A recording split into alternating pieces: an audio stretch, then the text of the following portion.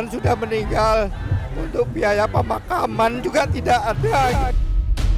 Karena selama ini sudah 7 tahun kami ini cuma jadi permainan aja, Pak. Kalau tidak ketemu kita akan bertahan di sini. Kita akan datangkan masa lebih besar lagi. Undang-Undang P2SK 2023 pun tidak segera terbentuk. Jadi pemerintah sendiri memang abai.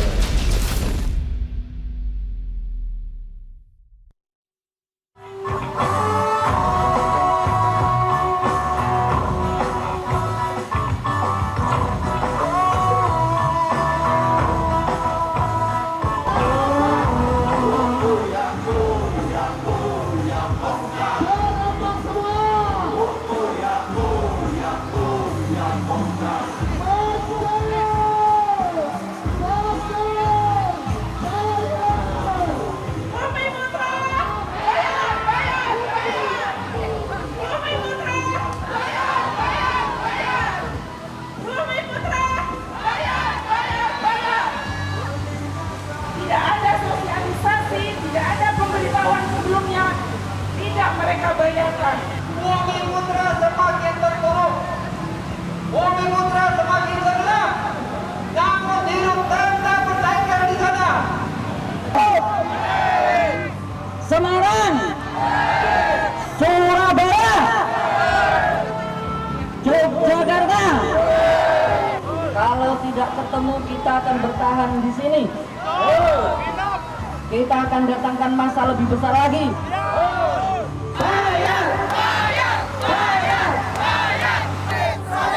Ini adalah hari ketiga para mantan pekerja dari AJB Bumi Putra 1912 melakukan aksi. Dan hari ketiga ini dilakukan di depan kantor Otoritas Jasa Keuangan atau OJK. Ini terkait dengan pemutusan hubungan kerja 624 karyawan pada 1 Maret lalu. Dan mereka ini menuntut karena pada saat PHK dilakukan ternyata pesangon dan juga banyak hak-hak lain yang tidak dibayarkan kepada mereka. Oleh karena itu mereka selama 3 hari ini berkumpul dan melakukan aksi sekaligus mewakili para mitra kerja dan juga para pemegang polis untuk bisa mendapatkan hak-hak mereka serta menilai, menuntut agar ada evaluasi terhadap manajemen AJB Bumi Putra. Melakukan penyidikan terhadap dugaan tindak pidana yang dilakukan oleh organ perusahaan.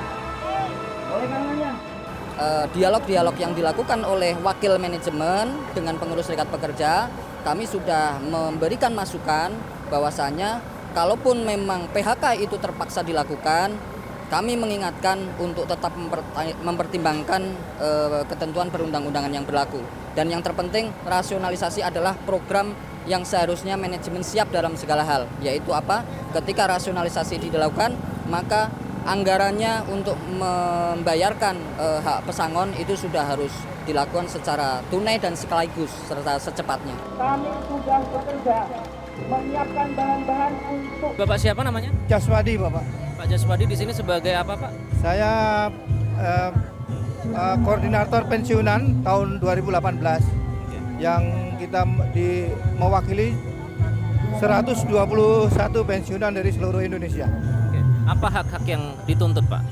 Hak yang saya tuntut adalah untuk pembayaran pensiun kita dibayarkan baru 1 kali undang-undang. Jadi dari manajemen masih harus membayar 1 kali undang-undang lagi sesuai PP 2017. Nah, Bapak merasa ini tidak adil?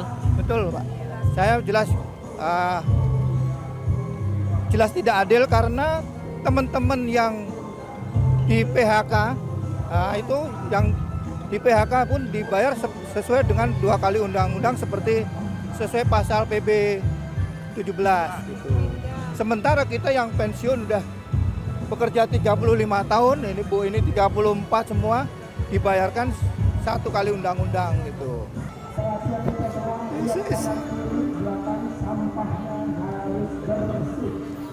Biaya sendiri. Saya juga sangat Biaya sendiri, berjuang biaya sendiri. Biaya sendiri semuanya. Pengacara biaya sendiri. Apa yang Bapak Ya. rasakan pada saat mengingatkan Bapak yang sudah meninggal itu? ya teman sudah meninggal, untuk biaya pemakaman juga tidak ada gitu loh Pak sampai sekarang gitu Pak. Sayang selalu diteleponin terus gitu Pak. Gitu Pak. dilakukan turun ke jalan. Ya. Semoga berbuah hasil ya Bapak Ibu ya. Ya, semoga. Sengkarut AJB Bumi Putra bermula dari gonjang-ganjing gagal bayar klaim nasabah di tahun 2018. AJB Bumi Putra gagal bayar terhadap 2 juta pemegang polis dan posisi keuangannya terus merosot. Hingga di tahun 2023 dinyatakan merugi 23,3 triliun rupiah. Ujung-ujungnya para nasabah harus menelan pil pahit. Nilai manfaat polis asuransi jiwa dipotong atau mengalami penurunan. Besaran potongan mulai dari 20 hingga 75% nilai polis. Hingga kini pembayarannya belum juga lunas. Masih belum terbayar 604 miliar rupiah atau 11,8%. Kegetiran juga dialami oleh nasabah asuransi Jiwasraya. Sejak resmi dinyatakan gagal bayar pada Oktober 2018, Mahril belum mendapatkan haknya. Nilai klaim tertunda miliknya bersama dengan 62 nasabah pensiunan lainnya mencapai 174 miliar rupiah. 6 Mei lalu, Mahril melaporkan kasus yang menimpa dirinya ke Gedung Bundar Kejaksaan Agung. Datangan kami adalah untuk minta perlindungan hukum dari Kejaksaan Agung. Karena selama ini sudah 7 tahun kami ini cuma jadi permainan ini, Pak. Ya kan. Dari kita sudah maksimal sampai ke pengadilan pun kita sudah laksanakan dan sudah mendapat putusan inkrah. Dan putusan inkrah tersebut juga tidak dipatuhi putusan tersebut. Mahril adalah satu dari 374 orang nasabah asuransi Jiwasraya yang menolak skema restrukturisasi. Mahril adalah nasabah program JS Saving Plan atau program tabungan berjangka Jiwasraya yang saat itu menawarkan bunga 9 hingga 13%. Namun apes, belum juga jelas status pembayarannya, PT Asuransi Jiwasraya Persero yang merupakan perusahaan plat merah milik negara resmi dilikuidasi pada 16 Januari lalu. Saya dan mungkin juga bisa mewakili teman-teman nasabah, ya kan. Sebetulnya sangat kalau kecewa udah terlampau berlebihan kecewanya. Tapi kok nggak sadar-sadar gitu, ya kan. Kenapa kok perilakunya pemerintah seperti ini, ya, tindakannya itu bertentangan dengan hukum yang berlaku, ya. Kok lihat aja di media itu kan orang-orang pada berteriak menjerit kan, ya kan. Nah di antara nasabah itu udah banyak yang mati, ya kan. Kalau mati itu urusan Tuhan ya kan. Tapi kalau perjanjian mati uangnya cair, itu perbuatan manusia, perjanjian manusia. Tapi nggak dilaksanakan, ya kan. Kan mereka bilang kan, ya kalau mati urusan Tuhan, memang urusan Tuhan, nyawa orang Tuhan yang ngatur. Tapi perjanjiannya mati uang cair. Ini nggak cair, ya kan.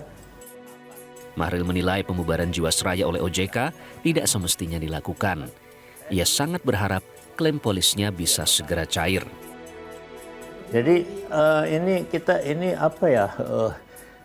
kami gugat ke pengadilan, kami minta di stop keputusan SK cabut izin usaha itu di stop kecuali, ya kan, dia menyelesaikan kewajibannya dulu gitu. Jadi OJK regulator pemerintah, ya, dalam hal ini perusahaan udah di PKU ada pemberhentian kegiatan usaha udah, ya kan. Terus dia langsung ke CIU cabut izin usaha untuk menuju likuidasi, ya kan. Tapi menurut aturan undang-undangnya dia harus menyelesaikan seluruh kewajibannya. Bobroknya tata kelola dana asuransi di Indonesia tidak hanya merugikan jutaan orang nasabahnya, namun juga menyebabkan negara terus boncos menutupi kerugian yang ditimbulkan. Tidak bisa tidak, pengawasan lembaga asuransi dan jasa keuangan harus diperkuat. Istilahnya uang kita dikembalikan semua tanpa ada potongan. Kalau jumlah saya 200 230 ya kembalikan 230, suami saya 170 kembalikan.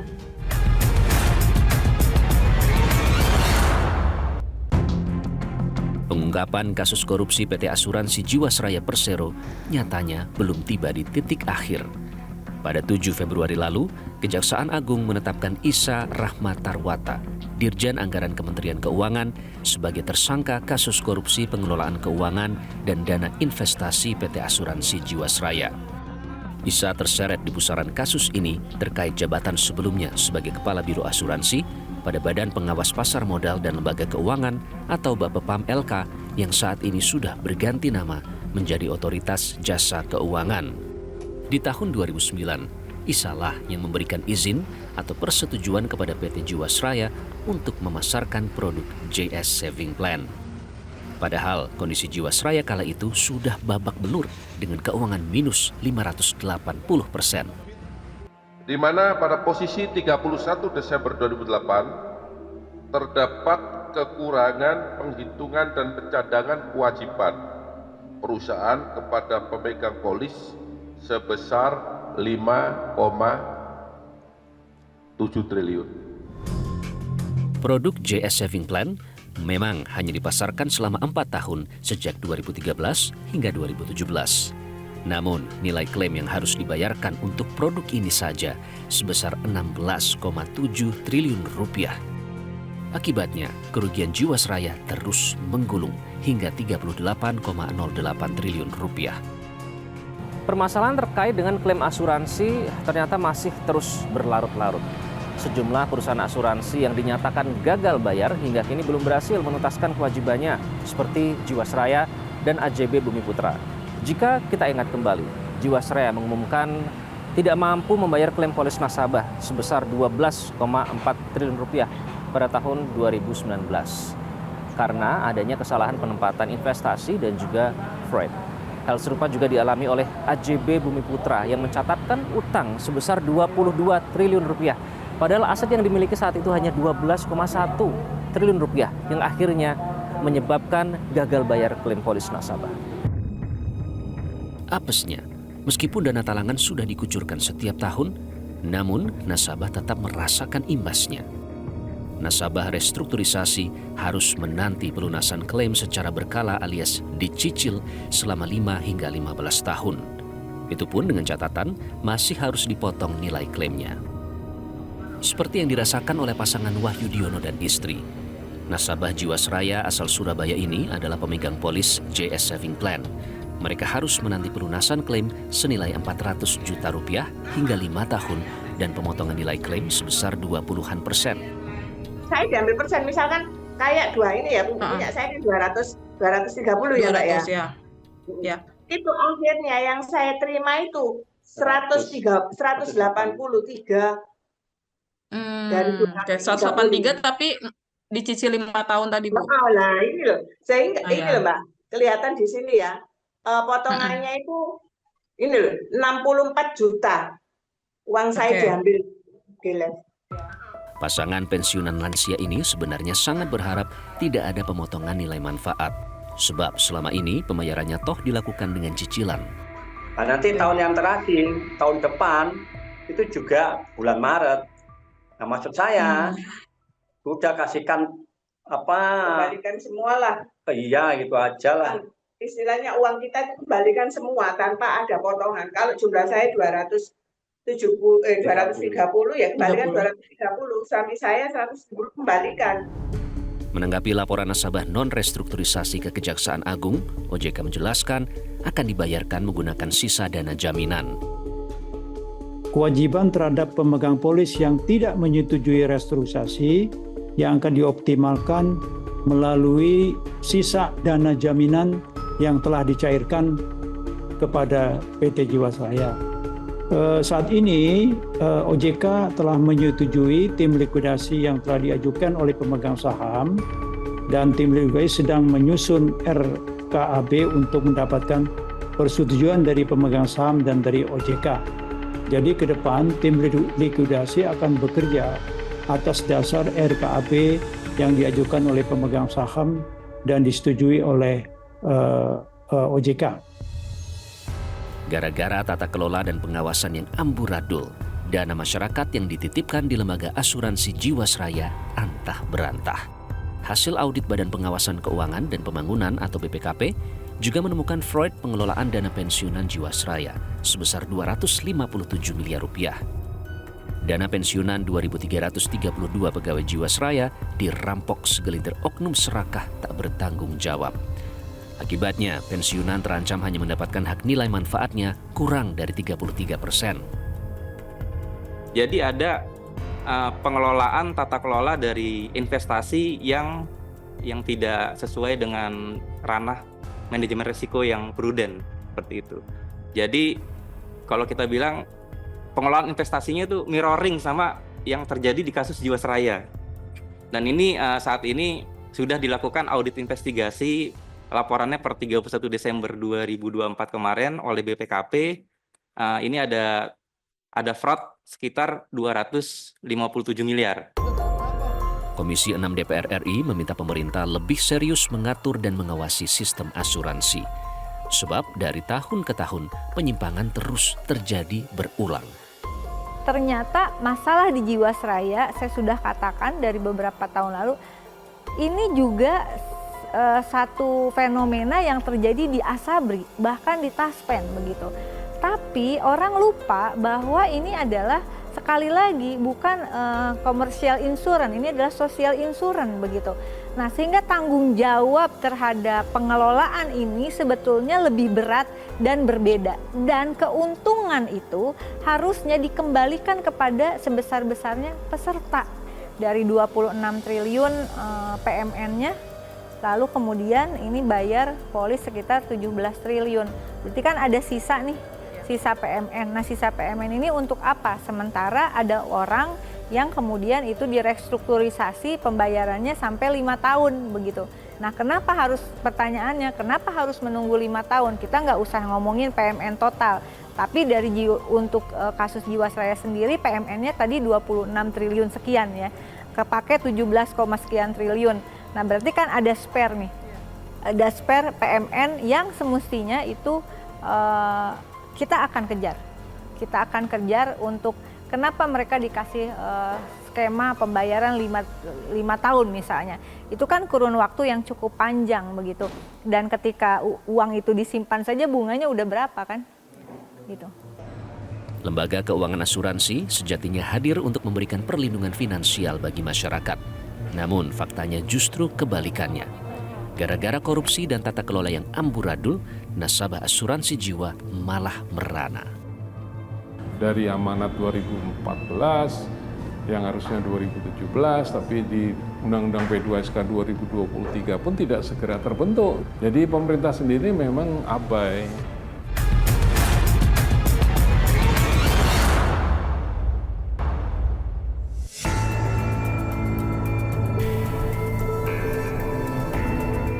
Kasus korupsi Jiwasraya sebenarnya sudah masuk ranah peradilan sejak tahun 2020 silam. Hingga kini, kasus korupsi asuransi Jiwasraya telah menyeret 8 orang terpidana dan 13 korporasi. Sebagian besar dari mereka diganjar pidana penjara selama 20 tahun. Korupsi Jiwasraya telah merugikan negara 16,7 triliun rupiah. Celakanya, sebagian terpidana ternyata juga menjarah perusahaan asuransi lain yang juga milik negara. Komplotan Beni Cokro dan Heru Hidayat juga merampok PT Asabri. Nilai kerugiannya bahkan lebih besar lagi, hingga 22,7 triliun rupiah. Keduanya bersekongkol menggarong lembaga asuransi plat merah dengan modus yang sama, investasi semu saham gorengan.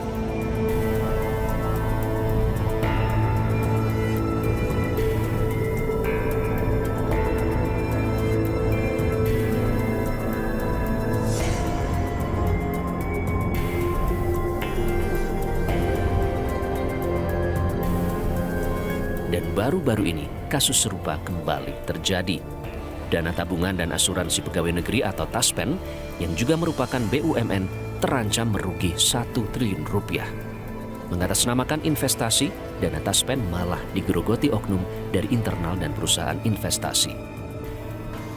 KPK selanjutnya telah menetapkan ANSK selaku Direktur Investasi PT Taspen Persero dan kawan-kawan sebagai tersangka dalam perkara ini. Bahwa penempatan investasi sebesar 1 triliun tersebut tidak seharusnya dilakukan. Ibarat keledai dungu, lagi-lagi lembaga asuransi terjeblos ke lubang yang sama. Investasi semu hingga fiktif dijadikan modus menguras dana masyarakat.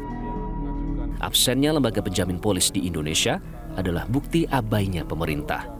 Padahal lembaga penjamin polis sudah diamanatkan sejak tahun 2014. Akibatnya, negara bolak-balik tekor harus menutup kerugian masyarakat. Ya, lembaga penjamin polis itu kan juga sebetulnya sudah diamanatkan oleh Undang-Undang 40 2014 yang harus dilaksanakan 3 tahun sejak undang-undang itu. Ya, artinya harusnya sudah terbentuk 2017, Oktober 2017. Namun sampai Oktober 2017 juga belum terbentuk sampai kemudian keluar Undang-Undang P2SK, Undang-Undang P2SK itu tahun 2023 yang mengharuskan lembaga penjamin polis yang akan dilaksanakan oleh LPS, lembaga penyimpanan, karena untuk membentuk lembaga penjamin polis tersendiri di luar LPS itu membutuhkan biaya yang sangat besar. Tapi sekalipun sudah diamanatkan pada LPS juga tidak segera dibentuk, baru dibentuk nanti 2028, 5 tahun setelah Undang-Undang P2SK itu. Jadi sungguh sangat terlambat. Dari amanat 2014 yang harusnya 2017, tapi di Undang-Undang P2SK 2023 pun tidak segera terbentuk, tapi baru 5 tahun kemudian 2028 yang akan dilaksanakan oleh LPS. Jadi pemerintah sendiri memang abai terhadap industri asuransi karena dianggap tidak sebesar perbankan, sehingga mereka anggap bahwa asuransi itu tidak berdampak sistemik.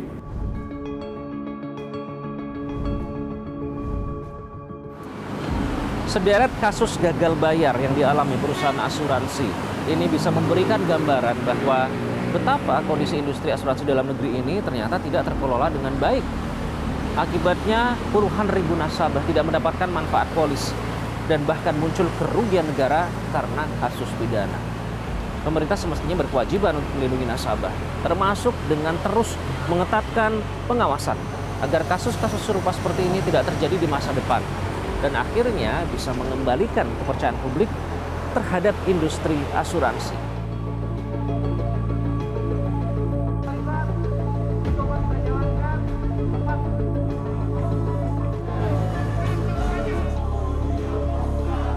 Kami sudah bekerja. Metro TV. Jelajahi cara baru mendapatkan informasi. Download Metro TV Extend sekarang.